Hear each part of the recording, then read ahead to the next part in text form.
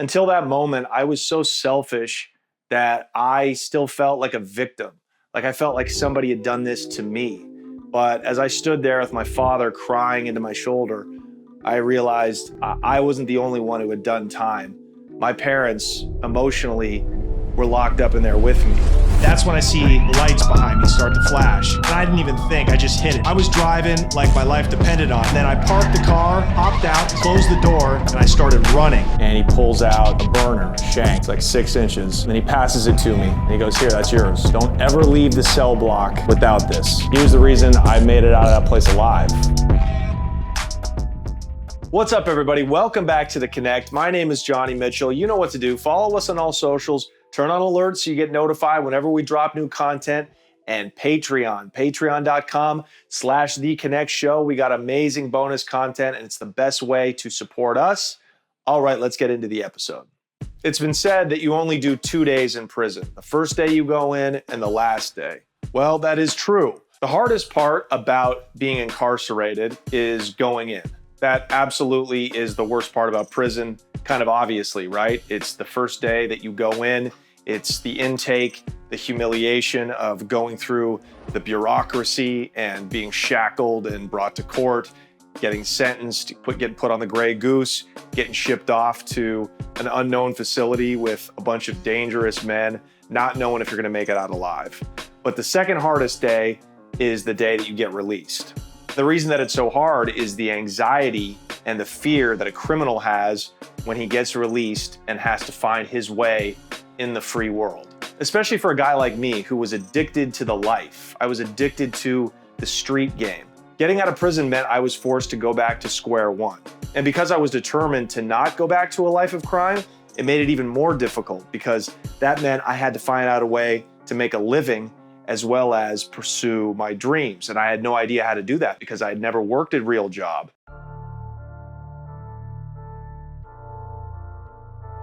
The reason that it's so hard getting released from prison, especially guys who are just coming off 20, 30, 40-year prison stretches, is that they're institutionalized. And what we mean by that is they become accustomed to the routine of prison. I talked to a lot of guys in prison who would tell me about how much fun they would have at times, especially when they were in a prison with a bunch of their buddies and they had access to drugs and they had the guards in their pocket. They referred to it as a fun experience, which was like crazy to me. That really gave me the chills. But it was true. Many men really lived wretched existences before they got into prison. So, if they're running the yard or they're moving with a car that has drugs and money and all the food they want, they're not living too much worse off than they were when they were out on the streets. And many of these guys have actually lived longer inside of prison than they have in the free world. So prison is their world, and going out into freedom is like being transported through time. Prison is a time capsule, more or less. Sure, now inmates have iPhones and people stay up on what's happening with the changes in society, in the free world, but when you're on the inside, it is a time capsule. You're frozen in a different era when you first went in. In prison, your life is scheduled for you. You wake up at the same time every day. You go to bed at the same time every day. You have your meals at the exact same hour, down to the minute, every single day. You go to yard, you go to your job. It is like the military in the way that it is structured for you. So when you hit the bricks after so many decades of all of your physical needs being provided for you, besides sex or something like that, it can be very, very intimidating because it's on you in the free world to figure out a way to survive. You have to get yourself up every day. You have to make sure you're staying healthy, on and on and on. For people that really have no practice in doing that, it is a terrifying thing. I saw it with the people that I was locked up with at Two Rivers. I was in there with hardened criminals, lifers, and people doing half a day. I remember this guy, Rodney, this big, burly black dude. He was from California, ex-gangbanger. He had spent well over half of his life institutionalized. The day before he was set to be released, he walked up to a CO, a lieutenant, on the yard and started whooping his ass, like punching him, kicking him, and they beat the shit out of this guy, basically. They took him off to the hole, and get this, They didn't even charge him with assaulting an officer. They knew exactly what he was doing. He was trying to get rearrested so he would not have to leave prison. And they said, nope, we're not falling for it, big fella. You got to go. So for a guy like Rodney, somebody who's institutionalized, who doesn't know anything but prison, he was trying to keep himself inside. But most of the time, it's the other inmates that are trying to keep you from getting out when your release date approaches. That's why in the feds and other high security, violent prisons, when you have 60 days, 2 months to the gate, it's very common for inmates to put themselves into solitary confinement in order to protect themselves from being killed by other inmates who were jealous that they're about to go home.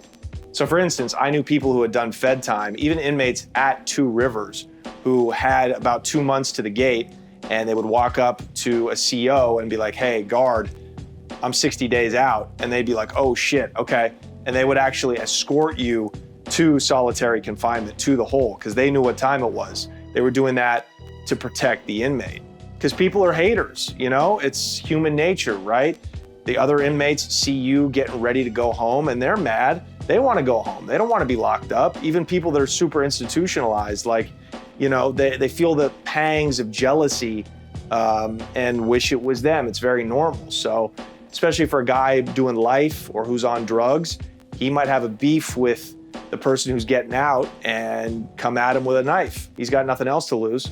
Our friend Unique, who we've been filming with these last couple of episodes, the Kingpin from Harlem, he had a life sentence, and he told us that when his friends found out that he was getting released, he could see the sadness and the disappointment in their faces. You know, but when I'm walking down the tier, the sad part is all the dudes that were supposed to be my friend was looking sad that I was leaving. They weren't happy for him. They were sad for themselves and a little jealous that he was getting out. Now, in my case, it was kind of the opposite. I got released from Two Rivers Correctional Facility in July of 2011 and was sent to a minimum security prison where I ended up finishing out my stretch. And when I was releasing from Two Rivers, a lot of the dudes that I had beef with or who wanted to fight me, start shit with me because, you know, I hung out with the black guys or that I wouldn't gangbang, whatever it was, whatever problems that they had with me, they kind of changed when they found out I was getting out. It was almost like they were happy for me. I remember a few of them, these skinhead dudes, as I was leaving with, you know, my sack of goods on my shoulder, they go, hey, Dirk, put us in your movie script when you get down to Hollywood. I was Johnny Hollywood at this point. I was gonna go down to Los Angeles to pursue my dreams of being in show business. And I knew I had done something right when the lifers and the gangbangers were giving me props and love and, you know, wishing me farewell.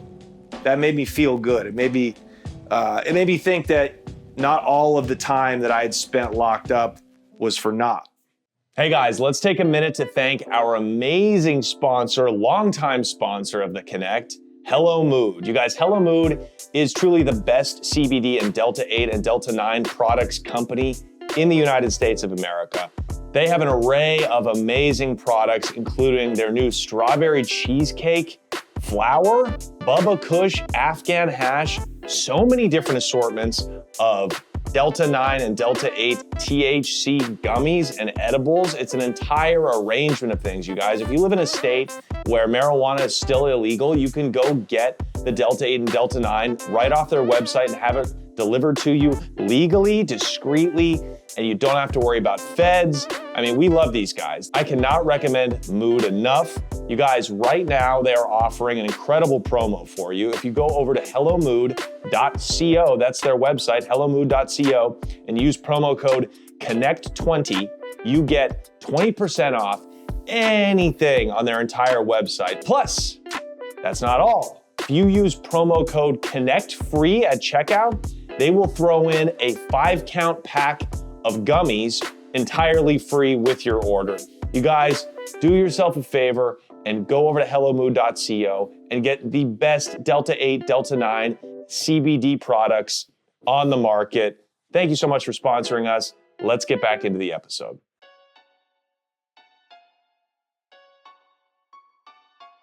All right, so when you're locked up, there's your earliest possible release date if you have good time, and then there's your max date. The max date means the maximum amount of time that they're allowed to hold you in prison. So if you get sentenced to 10 years, okay, and you might have the possibility of getting some good time, your earliest release date might be 8.5 years after you went in. Your max date is gonna be the date that the full 10 years that you've served is up. And good time varies state to state. In Oregon, it was pretty brutal. There wasn't a lot of good time offered. I think it was only about 20% if you got in no trouble, which is almost like federal prisons. You gotta do 85% of your time. So you're really only eligible for a 15% time cut. In places like California, especially if it's not a violent crime, if you're in California prisons for a drug crime, you could get out in like half the time that you were originally sentenced in, sometimes even more. But that's changing all the time, especially if the particular state that you might be serving time in has a budget crunch and they need to save money from the legislature.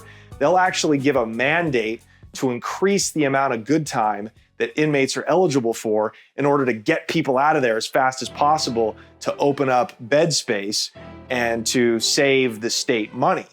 So I remember that happening in Oregon. It didn't happen while I was down, but every now and then there would be budget crises in the state of Oregon. And so the legislature would say, okay, all of the inmates that were eligible for a 25% time cut are now eligible for a 40% time cut. So overnight, you'd have hundreds, sometimes even thousands of inmates that became eligible for immediate release. So dudes would be sleeping in their cell in the middle of the night and they would just hear a bang on the door and it would be the guard. And the guard would say, hey, you gotta give me an address. It's time to roll up. And they'd be like, what? Like, I'm not getting out for 8 months. He'd be like, no, you gotta go now.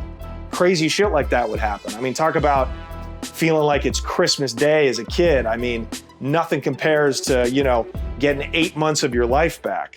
Also, the laws will change. Marijuana is a prime example of that. So probably a lot of dudes in California, Oregon, states where pot just became legal, guys who were sitting in there for pot crimes probably got a knock on their door saying, hey, pot's legal now. Everybody's getting out, or everybody's getting early release. Roll up, get your shit. So while I was locked up at Two Rivers, which was the maximum security prison that I served the hardest amount of my time in, I fully expected to do day for day. I had no expectations of good time at that point. I had lost all faith in the system. I had seen that dude get killed our first day after getting off the bus. Guys like Jimmy and other lifers told me to not get my hopes up, that there really is no good time when you're serving it in a maximum security prison.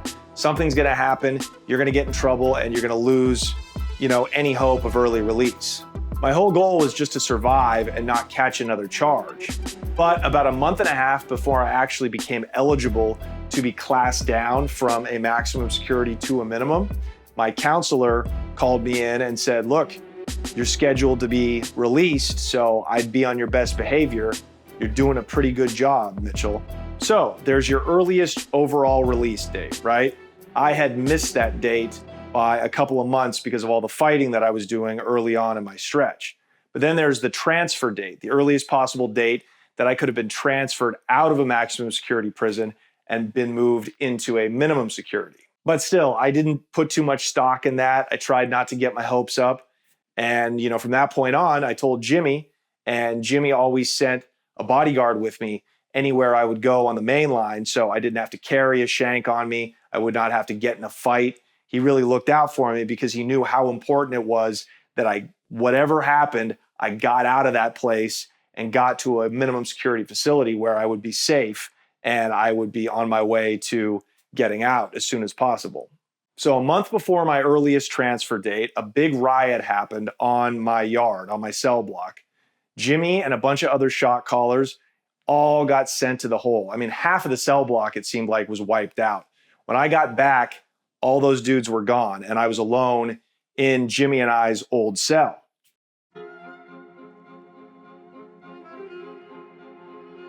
The day I got transferred out of Two Rivers, it was first thing in the morning when the cop came to my cell door, knocked on it, and told me, Mitchell, roll up.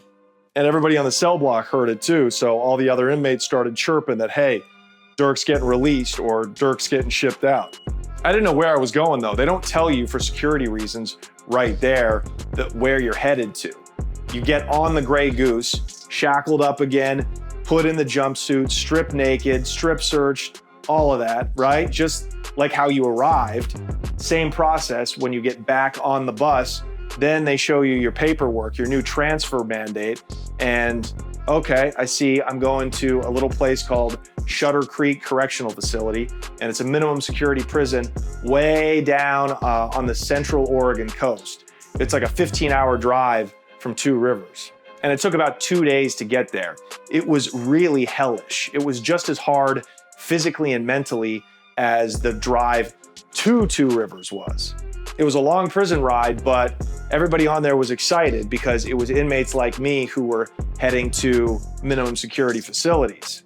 And it took a full 2 days, one, because of the distance, but also we had to stop at other maximum security prisons throughout Eastern Oregon to pick people up, put them on the bus, and continue on our way. It was like a city bus or something like that. It was making stops.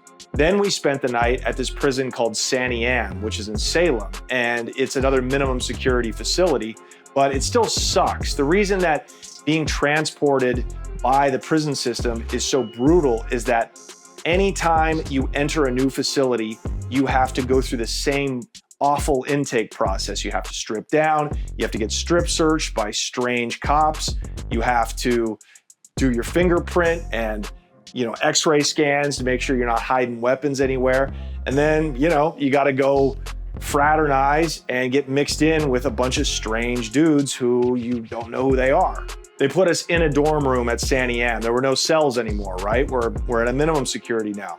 And everybody was alive. Everybody was buzzing, talking about where they had been, where they were going. It felt like being at an airport and we all kind of were going in different directions. It was ships in the night. I actually remember running into a few dudes from Two Rivers that I had known who had been classed down and were serving time at Sandy Am. So it was like a little reunion. So the next day, they wake us up, they roll us up, put on the jumpsuits, chain us up, put us back on the Grey Goose, another 6-hour drive from Salem to this little town called Coos Bay, Oregon, on the central Oregon coast. And now finally we're at my new home, Shutter Creek. They let us off the bus, same intake process, but it's so much chiller. The environment, I noticed, it's like eerily calm. And you got to remember, I'm coming from a place where I saw dudes killed, stabbed, constant people at the ready, people strapped with weapons. I was immediately ready to fight. I actually asked somebody, another inmate, who I needed to fade with, because I was so used to that from being in county jail, from going to Coffee Creek, to then arriving at Two Rivers, the max prison. I assumed that I was there, I had to fight somebody, right? And they told me, no, Mitchell, you're safe here. Settle down, relax, enjoy the rest of your time, stay clean, no more drugs, no cell phones, no dirt, no nothing. You'll be out of here in time for Christmas, which is what I was hoping for. But that was a big transition for me mentally, was going from like such a high stress, high danger situation to a prison with, basically no danger. Also, just starting over in a new facility is hard, no matter where you are. But people knew that I came from Two Rivers, a hard-ass prison. I told them that I was celled up with Jimmy, and everybody in Oregon prison system knows who my cellmate Jimmy is. So instantly, that earned me a level of respect. And, I was smooth sailing, didn't have a scratch or a problem the entire time that I was at Shutter Creek.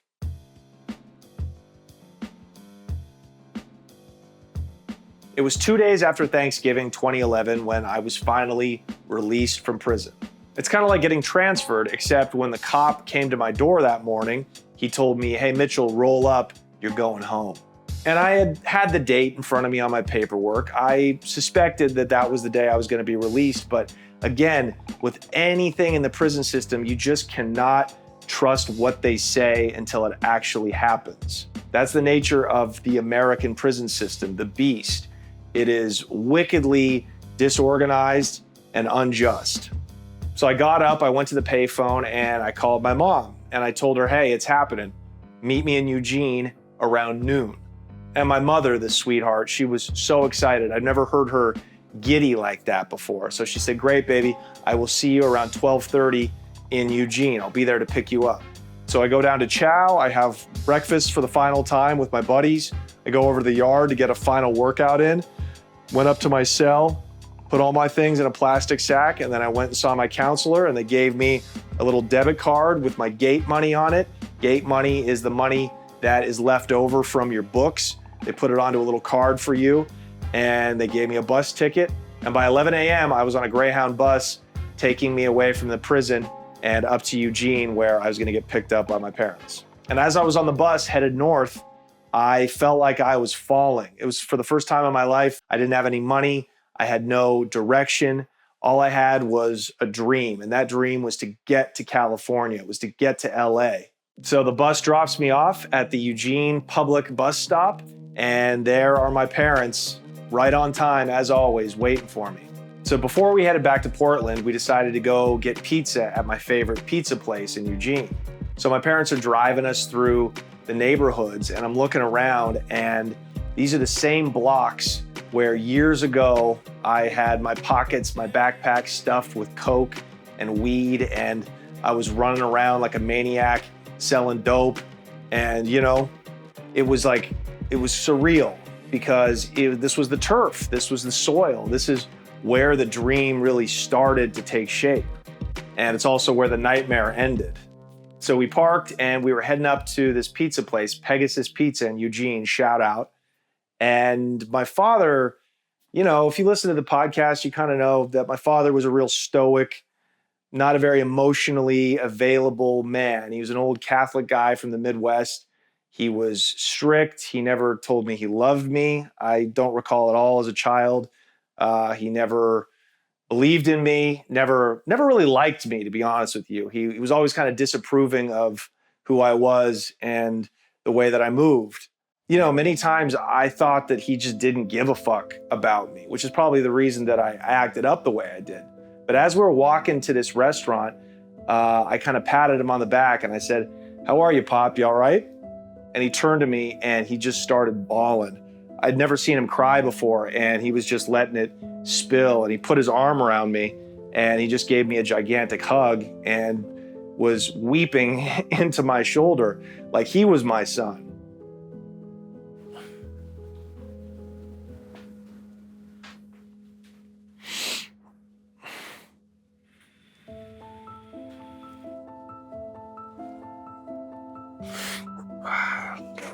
Yeah, I'm fine. What's up, man? No, I'm just thinking about it. It's so fucking sad. It's happy though. Yeah. All right. Hold on. And it was at that moment that it hit me how bad I had fucked up. Until that moment, I was so selfish that I still felt like a victim. Like I felt like somebody had done this to me. But as I stood there with my father crying into my shoulder, I realized I wasn't the only one who had done time. My parents emotionally were locked up in there with me. And I'm sure that's how parents of all incarcerated people feel. They are in there doing time with their children. I was disappointed in myself. I couldn't believe how self-absorbed I had been all those years, running with no regard for what my actions could do to other people and how it could affect the people who love me. So I knew right then, I'm like, I gotta change. You know, since the moment that I got locked up, a part of me always wanted to go back to the game. I would sit for hours and think about ways when I got out that I could go back to hustling, but do it differently, be smarter, invest my money earlier, clean it up, launder it, get out of the game without a scratch. I think most people that are big time criminals, they think about how they can just do it different. But when I saw my dad break down like that, I knew that I could never go back to a life of crime.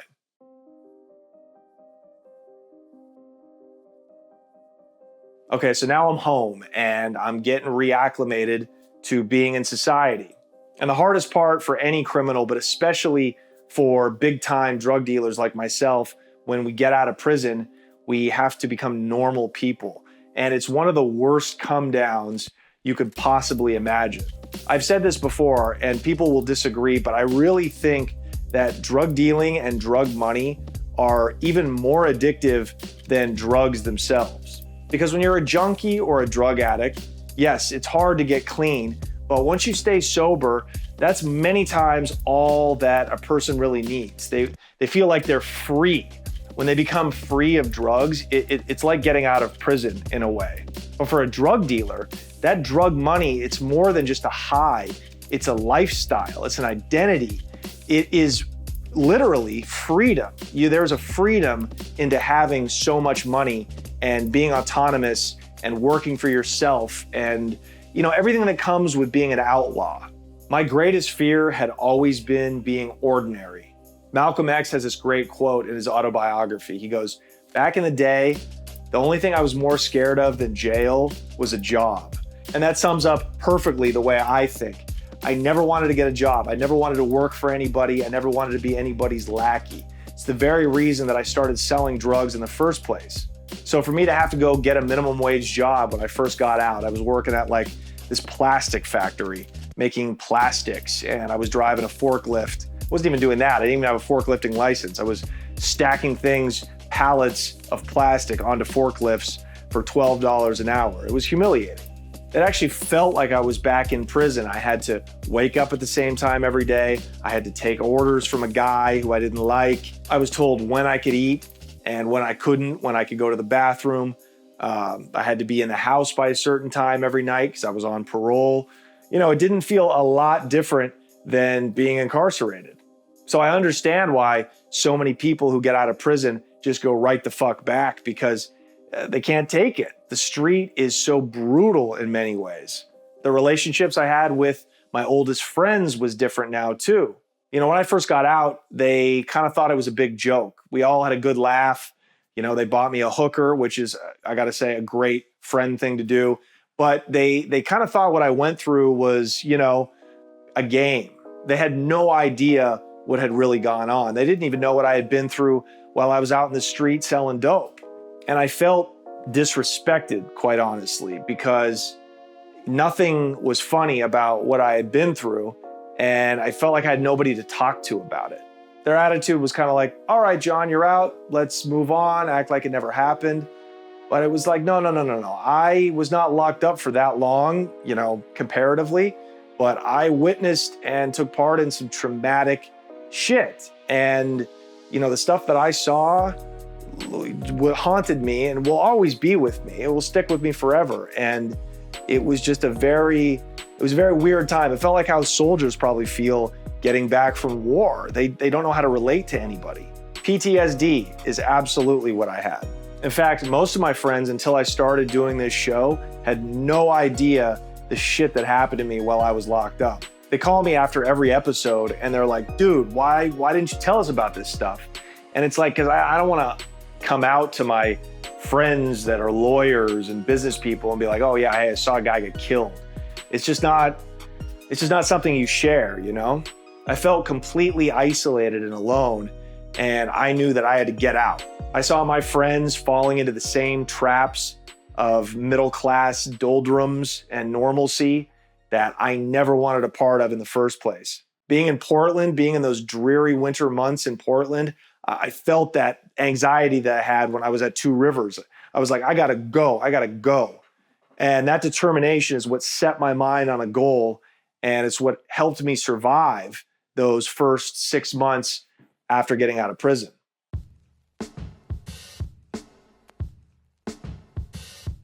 It was July of 2012 when I finally moved to Los Angeles. I'd saved up some money working at this dead-end job and living at home with my parents. And I thought, okay, if I'm gonna do it, it's gotta be now. It's now or never. By this time, my parole was mail-in, we called it. So for drug crimes like myself in places like Oregon, they're so common that pretty soon after you get out, as long as you piss clean and keep a job, your parole officer will tell you, hey, you don't have to come in and see me anymore. Just mail us in this form every month and send us a check and don't get in trouble again. And that made it easy for me to move out of state. So I packed up my Chevy Impala, one of my cars that the cops didn't seize from me before I went into prison. And I kissed my mother on the cheek and she couldn't believe it. She was like, you're actually gonna go to LA to do comedy. Like, are you funny? I was like, I don't know, to be honest with you, but I have to go. And I jumped in the car, and 16 hours later, I was in Hollywood. And if you don't know, Hollywood is the city of broken dreams. It's full of grifters and wannabe artists and people who just want to be famous. And you have thousands and thousands of people who move here every month to try to make it in show business. And it's brutal. I struggled for years, sleeping on couches, moving from place to place, working really shit jobs just to make ends meet. And when I first got there, I rented a room in a house in West Hollywood. It's just this dumpy little house with like 4 other guys who were also in LA to be actors or writers or whatever. And one of my roommates who I hit it off with was a guy from New Jersey. And he had also moved to LA to be an actor, but he very quickly was like, yo, fuck this, I'm going home. This is not for me. And at the time, I really needed money. I was down to my last $1,000. And so, you know, in the course of talking to him, I realized that he was involved in the weed game. And I didn't tell him what I had been locked up for. Nobody knew what I had been through. Nobody knew that I'd been to prison. Nobody knew that I was this big time weed dealer. But I told him, hey, what would you pay for a pound of weed? And he gave me the ticket. And I told him, I did some math and I said, okay. And I actually had to connect down there some guys who were growing for dispensaries. Because by this time, 2012, the dispensary game is dominating Los Angeles. I mean, we were just one step away from full legalization at this point. So I told the kid, okay, as soon as you get back to Jersey, hit me up and I'll start shipping you pounds. And I know this sounds stupid, it is, but I was desperate at the time. And to me, the only thing that scared me more than going back to prison was having to go back to Portland and live with my parents again. I was so fearful of that back in the day. So I ended up sending this guy 2 packages, 1 pound in each. And after that, I was like, hey, I can't do this. Because every time he would send the money back, I would be so afraid when I went down to the postal place to pick it up. I would start shaking. Like it felt like I had just been, witnessed my mother being murdered. I was like, I had this flashback to being on the chain on the Grey Goose, getting sent upstate to 2 Rivers, that I just couldn't do it. I physically would break down with anxiety. So I told him, hey, you know what? Fuck this. I can't play with my freedom like this. I got to stop. But that is a very common story, I'm sure, for drug dealers who go back to the game. It's not something that most people want to do. It was just something I felt like I had to do at the time. But I persevered. I worked shitty jobs in restaurants for years. I slept on a buddy's couch so I didn't have to pay rent. And I just went after my dreams as hard as I went after my street dreams of making $1 million. My goal was to become a professional comedian. And, it took a decade, but here I stand and sit and deliver you this content. And now I'm working on getting back to prison, but this time I'm doing it with comedy. I'm talking to the Oregon prison system right now, and I believe with some luck that they're going to allow me to bring a camera crew in there and actually do shows for the inmates and film that as a comedy special. That would be very special for me, to take it back to the place where my dream of stand-up comedy originally started. Remember, I would do talent shows at 2 Rivers where I would roast the inmates in the audience. That was the genesis of everything that I'm living now. And, I hope to maybe inspire some of the inmates to look at my life as an example of what's possible if you just believe in yourself.